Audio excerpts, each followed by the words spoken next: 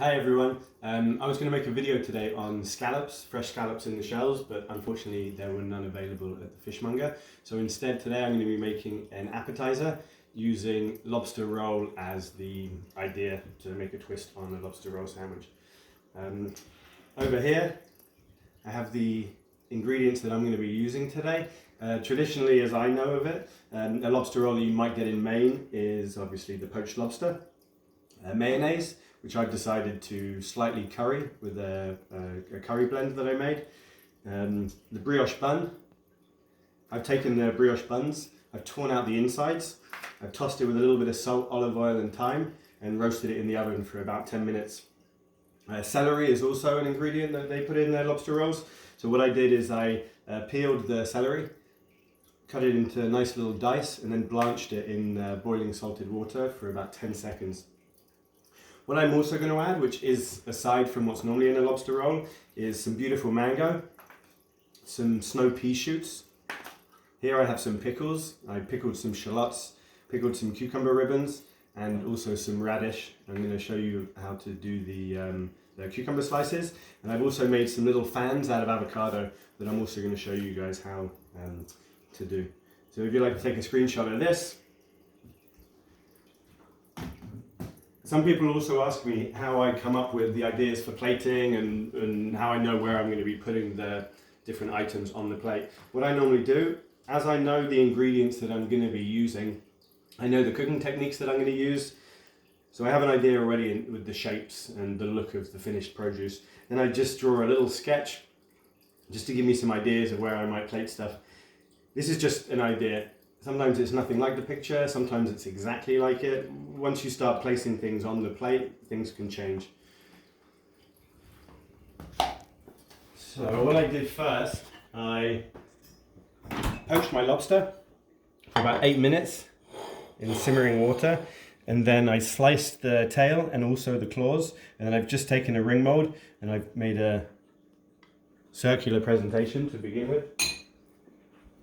And so now I'm going to start to build the plate and to start to add all my nice little garnishes that are going to complement it. First thing I'm going to do, I'm going to take some olive oil. This is from a company called Zoe in Montreal that exports from Greece and Italy. And I'm just going to brush the tops with a little bit of this beautiful olive oil. It's going to give it a nice shine, so for presentation purposes it's going to look nice. And this olive oil has really got a nice nutty, salty flavour to it. So just a little bit.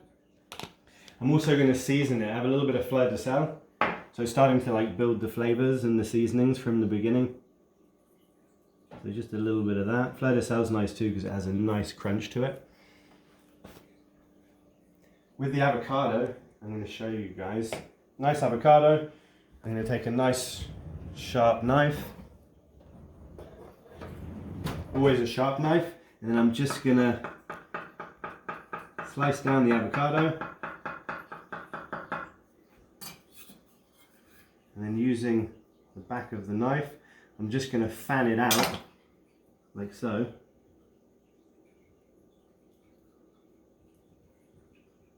And I'm going to take a ring mold, and then you just slice through like this.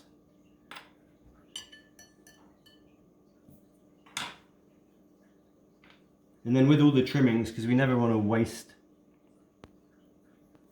we never want to throw away food, I'll just probably use the trimmings and make a guacamole, some kind of dip, you know. So that's the avocado. I say I'm going to keep that for later. And I'm going to show you the pickling of the cucumber ribbons. Here I have a little bit of white wine vinegar, a little bit of sugar, and then water. I add the water just to taste because I don't want it to be an overly vinegary flavour. I want it to be balanced with all the other ingredients. If it was just straight vinegar, it would be a little bit harsh and you wouldn't taste any of the other components of the dish. So I would just leave it in there for about 3 minutes, 3 to 5 minutes. And then ones that I did earlier, we're just going to roll it up like this. And then we'll place those as we go. The vinegar helps to make the pickled cucumber more malleable. It's easier to manipulate it into shapes that you want. And like I said, all these flavors, I've tried these flavors together before, so I know that the flavoring works. That's the starting point. And then our pickled shallot rings, like so. I'm going to take the curried mayonnaise.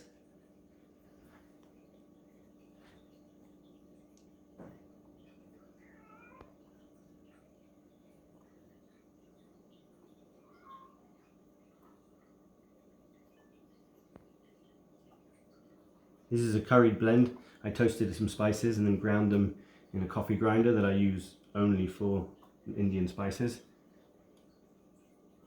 And then there's also a little bit of lime juice in there as well for a bit of acidity. Take some mango.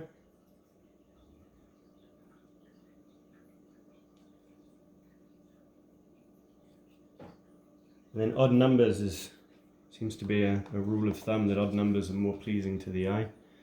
We'll put 5 of those, and 7, 5. 5 is good. Some of the blanched celery. The reason I blanch it is because it mellows out the flavor a little bit. And it's also gives it a nice texture.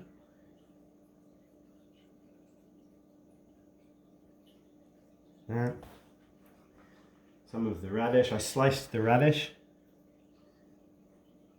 And then I made batons out of the slices, keeping the outside, the pink skin on for like a nice color contrast.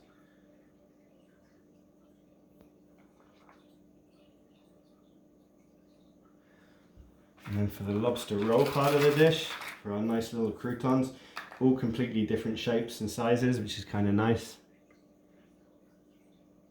So we've got some little pieces.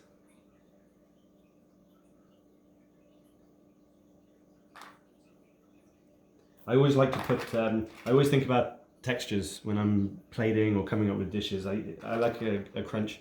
People like crunchy things like potato chips and nuts and so forth. So I always try to have a nice balance of soft, crunchy, creamy.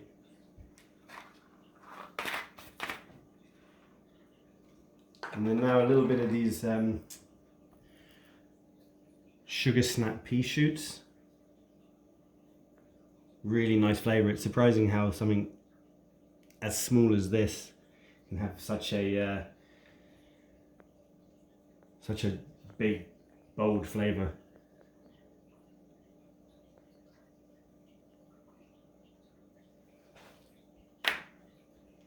And there we have it, guys. This is my take